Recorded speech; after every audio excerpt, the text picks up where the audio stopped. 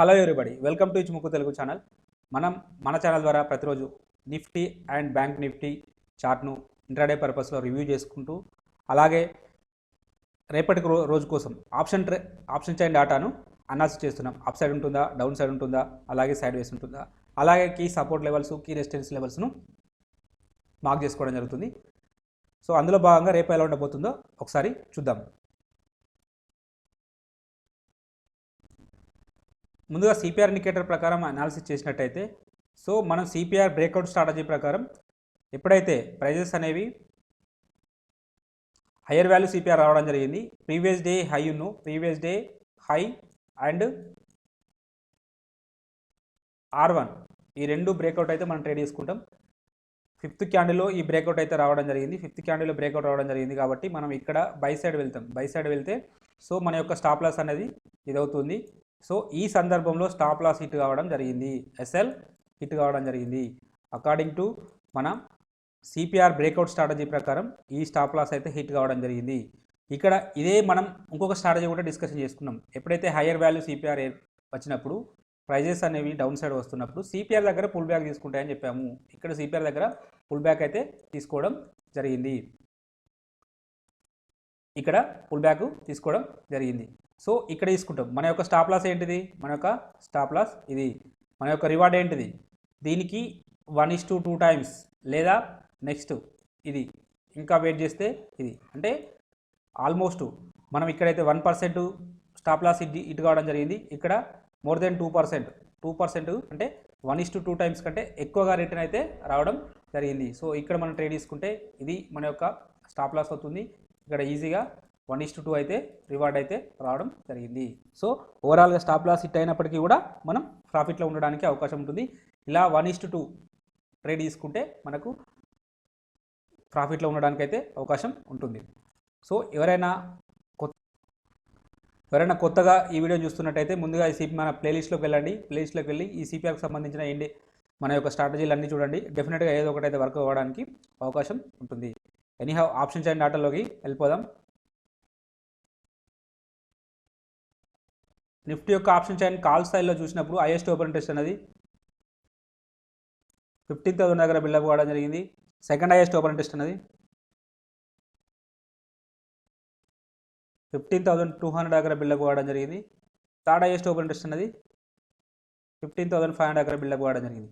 In case Nifty అనేది up side వస్తే first resistance 15,000 దగ్గర ఉంటుంది, సెకండ్ రెసిస్టెన్స్ 15,200 దగ్గర ఉంటుంది, థర్డ్ రెసిస్టెన్స్ 15,500 దగ్గర ఉండడానికి అవకాశం అయితే ఉన్నది. అలాగే మనం స్ట్రాంగ్గా ఒకే రోజు హైయెస్ట్ ఓపెన్ ఇంట్రెస్ట్ అనేది ఇక్కడ బిల్డప్ కావడం జరిగింది కాబట్టి 15,200 అనేది స్ట్రాంగ్ రెసిస్టెన్స్ లాగా యాక్ట్ చేయడానికి అవకాశం అయితే ఉన్నది. అలాగే మనం ఓవరాల్ సినారియోని చూసినప్పుడు ఇక్కడ మిక్స్డ్ ట్రెండ్ కనబడుతుంది. పర్టికులర్గా ఇక్కడ వరకు లాంగ్ బిల్డప్ జరిగింది. అంటే రేపు మార్కెట్ నిఫ్టీ అనేది 15,050 వరకు రావచ్చు. 15,050 వరకు వచ్చి అక్కడ నుంచి కిందికి రావడానికి అయితే అవకాశం అయితే ఉంటుంది. ఈ రిమైనింగ్ పార్ట్లో మనకు షార్ట్ బిల్డప్ జరిగింది కాబట్టి ఇక్కడ వరకు వచ్చి ఇక్కడ నుంచి అంటే మళ్ళీ డౌన్ సైడ్ వెళ్ళడానికి అయితే అవకాశం ఉంటుంది. ఇది కాల్ సైడ్ సినారియో. ఒకసారి మనం పుట్ సైడ్ సినారియోని చూసినట్టయితే మనకు ఇంకా క్లారిటీ రావడం జరుగుతుంది. పుట్ సైడ్లో హైయెస్ట్ ఓపెన్ ఇంట్రెస్ట్ మనం పరిశీలించినప్పుడు ఇక్కడ బిల్డప్ కావడం జరిగింది. ఈ లెవెల్ వచ్చేసి 14,500, సెకండ్ లెవెల్ వచ్చేసి 14,000, థర్డ్ లెవెల్ వచ్చేసి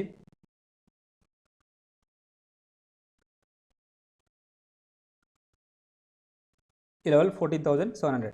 ఇన్ కేస్ నిఫ్టీ అనేది డౌన్ సైడ్ వస్తే ఫస్ట్ సపోర్ట్ ఇక్కడ తీసుకుంటుంది, సెకండ్ సపోర్ట్ ఇక్కడ తీసుకుంటుంది, థర్డ్ సపోర్టు ఇక్కడ తీసుకోవడానికి అవకాశం అయితే ఉంటుంది.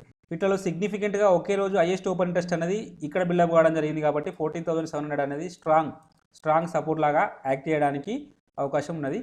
అలాగే ఓవరాల్ సినారియోని మనం పరిశీలించినప్పుడు చేంజ్ ఇన్ ఓపెన్ ఇంట్రెస్ట్ అనేది పెరుగుతూ ఉన్నది, ప్రైజెస్ అనేవి డౌన్ సైడ్ వస్తూ ఉన్నాయి కాబట్టి షార్ట్ బిల్డప్ జరిగింది. పుట్ సైడ్ షార్ట్ బిల్డప్ జరిగిందంటే నిఫ్టీ అనేది అప్ సైడ్ పాజిటివ్ ఉండడానికి అవకాశం అయితే ఉన్నది. వేరే కాల్ సైడ్లో మాత్రం ఇండిసిషన్ ఉంది.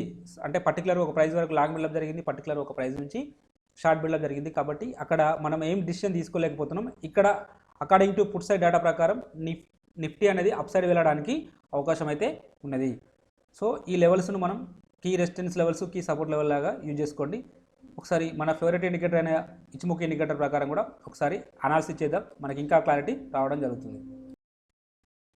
అకార్డింగ్ టు ఇచిముఖి ఇండికేటర్ ప్రకారం క్యాండిల్ అయితే ఇంకా క్లౌడ్ పైన క్లోజ్ కాలేదు, అంటే క్లౌడ్ దగ్గర దాకా రావడం జరిగింది. ఇన్ కేస్ దీనిపైన రేపు ఓపెన్ అయితే ఫర్దర్గా ఇక్కడ వరకు వెళ్ళడానికి అవకాశం ఉంటుంది, 15,000 వరకు వెళ్ళడానికి అయితే ఒక అవకాశం అయితే ఉంటుంది. ఇక్కడ స్ట్రాంగ్ రెసిస్టెన్స్ ఉండడానికి అవకాశం ఉంటుంది.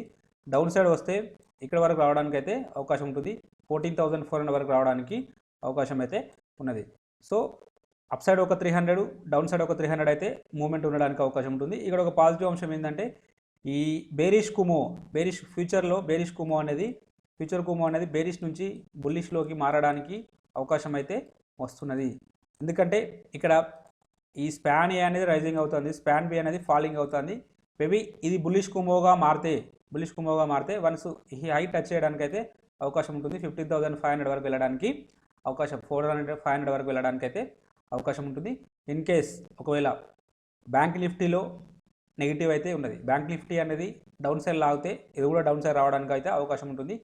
సో వెయిట్ చేద్దాం, ఏం జరుగుతుందో చూద్దాం. సో ప్రస్తుతానికైతే ఈ లెవెల్ 14,400 ఒక లెవెల్, 15,000 అనేది ఒక లెవెల్. అప్ సైడ్లో అది రెసిస్టెన్స్, ఇది డౌన్ సైడ్లో ఇది సపోర్ట్ లెవెల్ లాగా యాక్ట్ చేయడానికి అవకాశం ఉన్న లెవెల్.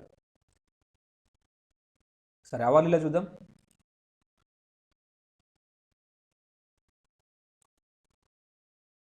అవర్లీలో చూసినప్పుడు కంప్లీట్గా బుల్లిష్నెస్ అయితే చూపెడుతుంది. క్యాండిల్స్ అనేవి క్లౌడ్ పైకి అయితే రావడం జరిగింది కాబట్టి బుల్లిష్ ఉండడానికి అవకాశం ఉంటుంది. సో వెళ్తే ఇక్కడ వరకు వెళ్ళడానికి అవకాశం ఉంటుంది. సేమ్ అంటే అకార్డింగ్ టు అవర్లీ చార్ట్లో 14,900 వరకు వెళ్ళడానికి అవకాశం ఉంటుంది, రెసిస్టెన్స్ లాగా యాక్ట్ చేస్తుంది. ఇన్ కేస్ అది బ్రేక్అవుట్ అయితే 15,100 వరకు వెళ్ళడానికి అవకాశం ఉంటుంది.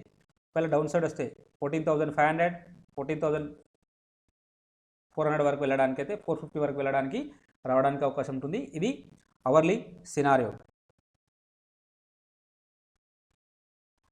According to supply demand zones ప్రకారం ఇక్కడ ఒక సప్లై జోన్ అవుతుంది ఇమీడియట్గా 14,733 దగ్గర. ఇన్ కేస్ ఇది బ్రేక్అవుట్ అయితే 14,900 వరకు దగ్గర ఇంకొక సప్లై జోన్ అయితే ఉండడం జరిగింది. ఒకవేళ ఇక్కడ రిజెక్షన్స్ అయితే డెఫినెట్గా ఈ 14,354 వరకు రావడానికి అయితే అవకాశం అయితే ఉన్నది. కాబట్టి వీటిని కూడా ఒకసారి మీరు వాచ్ లిస్ట్లో పెట్టుకోండి, అంటే ఈ లెవెల్స్ని కూడా మీరు వాచ్ లిస్ట్లో పెట్టుకోండి. ఇన్ కేస్ ఇక్కడ రిజెక్షన్స్ అయితే ఇక్కడ వరకు రావడానికి అయితే అవకాశం ఉంటుంది. బ్యాంక్ నిఫ్టీ యొక్క ఆప్షన్ చైన్ డాటాలోకి వెళ్ళిపోదాం. బ్యాంక్ నిఫ్టీ యొక్క ఇంట్రాడే చార్ట్ను మనం అనాలిసిస్ చేసినప్పుడు అకార్డింగ్ టు సిపిఆర్ ఇండికేటర్ ప్రకారం అయితే సో మనకు ప్రీవియస్ డే హై బ్రేక్అవుట్ అయింది, కానీ R1 బ్రేక్ కాలేదు కాబట్టి సో మనం ట్రేడ్ తీసుకోము బ్రేక్అవుట్ స్ట్రాటజీ ప్రకారం. ఎప్పుడైతే పుల్ బ్యాక్ అయితే రావడం జరిగింది, సో ఈ పుల్ బ్యాక్ వచ్చినప్పుడు మనం ఇక్కడ ట్రేడ్ తీసుకోవడానికి అయితే అవకాశం అయితే లభిస్తుంది.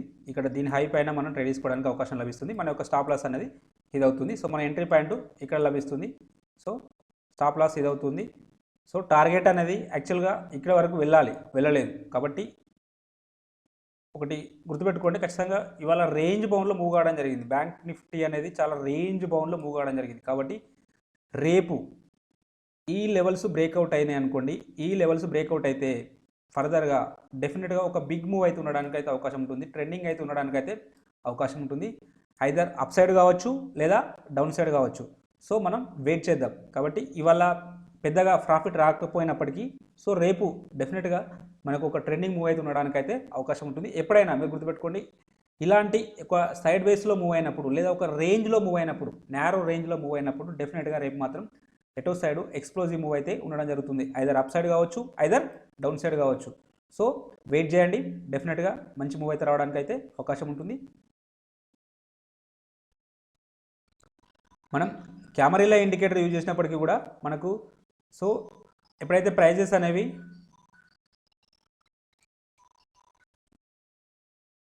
H3 L3 మధ్యలో ఓపెన్ కావడం జరిగింది. సో H3 L3 మధ్యలో ఓపెన్ అయినప్పుడు మనం ఏం చెప్పుకున్నాం, ప్రైజెస్ అనేవి ఎటో వన్ సైడ్ మూవ్ కావాలని చెప్పుకున్నాం.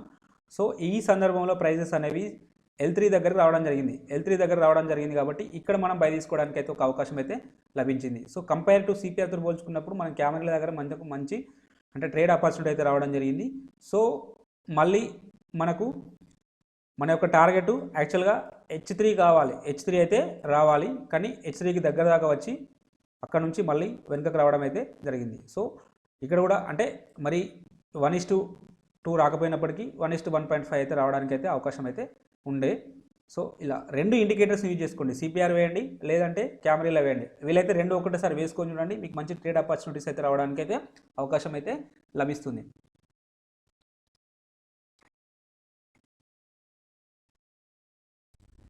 బ్యాంక్ నిఫ్టీ యొక్క ఆప్షన్ చైన్ డేటాను కాల్ సైడ్లో పరిశీలించినప్పుడు హైయెస్ట్ ఓపెన్ ఇంట్రెస్ట్ అనేది ఇక్కడ బిల్డప్ కావడం జరిగింది 34,000 దగ్గర. సెకండ్ హైయెస్ట్ ఓపెన్ ఇంట్రెస్ట్ అనేది ఇక్కడ బిల్డప్ కావడం జరిగింది 33,000 దగ్గర. థర్డ్ హైయెస్ట్ ఓపెన్ ఇంట్రెస్ట్ అనేది ఇక్కడ బిల్డప్ కావడం జరిగింది. సో బ్యాంక్ నిఫ్టీ అనేది అప్ సైడ్ వస్తే ఫస్ట్ రెసిస్టెన్స్ ఇక్కడ ఉంటుంది, సెకండ్ రెసిస్టెన్స్ ఇక్కడ ఉంటుంది, థర్డ్ రెసిస్టెన్స్ ఇక్కడ ఉండడానికి అవకాశం ఉంటుంది.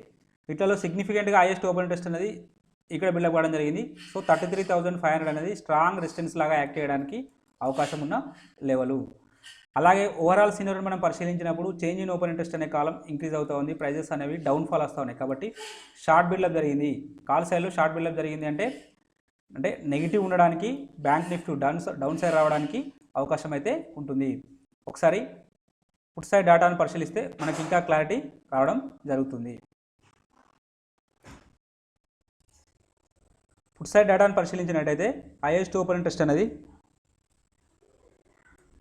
ఇక్కడ ఉంది, 32,000 దగ్గర ఉన్నది. సెకండ్ హైయెస్ట్ ఓపెన్ ఇంట్రెస్ట్ అనేది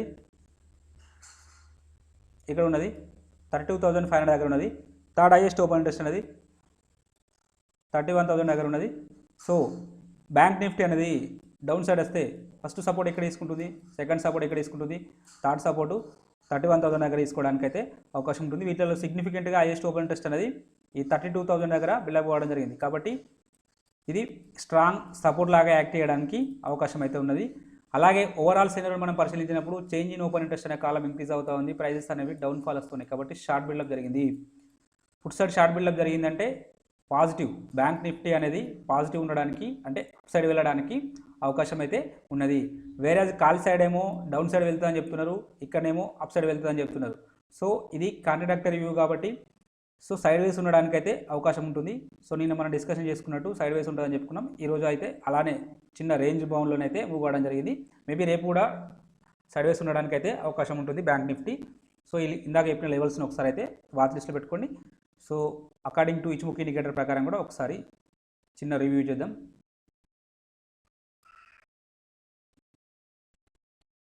క్యాండిల్స్ అనేటివి క్లౌడ్ కిందనే ట్రేడ్ అవుతున్నాయి కాబట్టి సో ప్రస్తుతానికైతే ఇది డౌన్ ట్రెండ్ అని చెప్పాలి. కానీ ఒకవేళ అప్ సైడ్ వెళ్తే ఇక్కడ మనకి ఇమీడియట్గా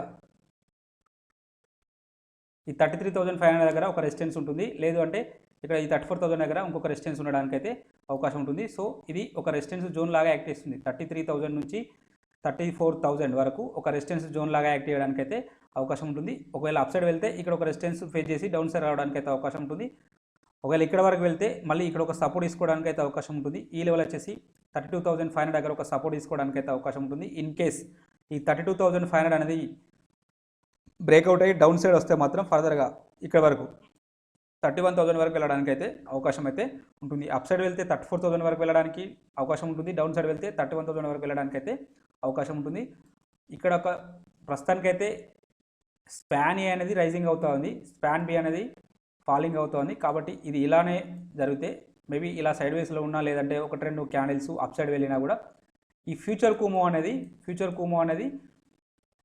బుల్లిష్లోకి మారుతుంది. వన్స్ ఇది బుల్లిష్లోకి మారిందంటే అప్ సైడ్ వెళ్ళడానికి అయితే అవకాశం ఉంటుంది. మేబీ ఒకవేళ బ్యాంక్ నిఫ్టీ అనేది బ్రేక్అవుట్ వస్తే ఇక్కడ రావాలి. ఇక్కడ క్లౌడ్ అనేది వీక్గా ఉన్నది కాబట్టి మేబీ ఇక్కడ ఒకవేళ అప్ సైడ్ వెళ్ళడానికి అయితే అవకాశం ఉంటుంది.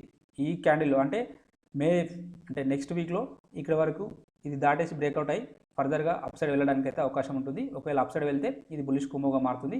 వన్స్ బుల్లిష్ కుమోగా మారితే ఈ 52 డేస్ యొక్క హైయెస్ట్ హైట్ టచ్ చేయడానికి అయితే అవకాశం ఉంటుంది. ఒకసారి అవర్లీలో చూద్దాం. అవర్లీలో చూసినప్పుడు ప్రస్తుతానికైతే క్యాండిల్స్ విత్ ఇన్ ద క్లూమో ఉన్నాయి కాబట్టి న్యూట్రల్, మనం అప్ సైడ్ అని చెప్పలేము, డౌన్ సైడ్ అని చెప్పలేము, న్యూట్రల్ బుల్లిష్ అని చెప్పొచ్చు. కానీ ఇక్కడ ఫ్యూచర్ కుమో అనేది బెరిష్లో ఉంది కాబట్టి మేబీ డౌన్ ట్రెండ్ రావడానికి అయితే అవకాశం ఎక్కువగా ఉన్నది. కాబట్టి ఈ లోస్ ఇక్కడ టచ్ చేయడానికి అయితే అవకాశం అయితే ఉంటుంది. చూద్దాం ఏం జరుగుతుందో.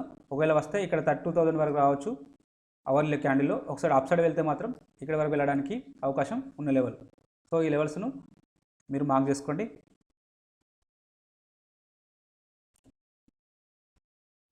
అకార్డింగ్ టు సప్లై డిమాండ్ ప్రకారం మేబీ ఇక్కడ ఒక డిమాండ్ జోన్ అయితే ఉన్నది, అవర్లీ క్యాండిల్స్లో ఇక్కడ ఒక డిమాండ్ జోన్ ఉన్నది. సో ఇక్కడ ఒకటి రెసిస్టెన్స్ జోన్ అయితే ఉన్నది, కాబట్టి ఇక్కడ వరకు వెళ్ళడానికి అయితే అవకాశం ఉంటుంది. డౌన్ సైడ్ వస్తే ఇక్కడ వరకు రావడానికి అయితే అవకాశం ఉంటుంది. డౌన్ సైడ్ వస్తే ఇక్కడ డెఫినెట్గా బౌన్స్ అయ్యి మళ్ళీ అప్ సైడ్ వెళ్ళడానికి అయితే అవకాశం ఉంటుంది. అప్ సైడ్ వెళ్తే ఈ 34,000 దగ్గర లేదా ఈ 33,750 నుంచి ఇక్కడ ఒక రెసిస్టెన్స్ ఉంది, కాబట్టి మేబీ ఇక్కడ నుంచి అయితే డౌన్ సైడ్ రావడానికి అయితే అవకాశం ఉంటుంది. పర్టికులర్గా ఈ లెవెల్ 34,000 దగ్గర ఒక రెసిస్టెన్స్ అయితే ఉండడానికి అయితే అవకాశం ఉంటుంది. సో ఈ లెవెల్స్ని ఒకసారి మార్క్ చేసుకోండి.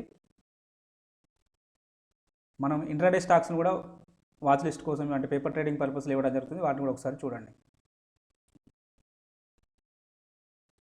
ఈ స్టాక్స్ని ఒకసారి వాచ్ లిస్ట్లో పెట్టుకొని చూడండి. మేబీ బ్రేక్అవుట్ వస్తే ట్రేడ్ తీసుకోవడానికి ప్రయత్నం చేయండి, మంచి ప్రాఫిట్స్ రావడానికి అయితే అవకాశం ఉంటుంది. మీకు ఈ కంటెంట్ నచ్చినట్టయితే తప్పక లైక్ చేయండి, షేర్ చేయండి, సబ్స్క్రైబ్ చేసుకోండి. Thank you everybody.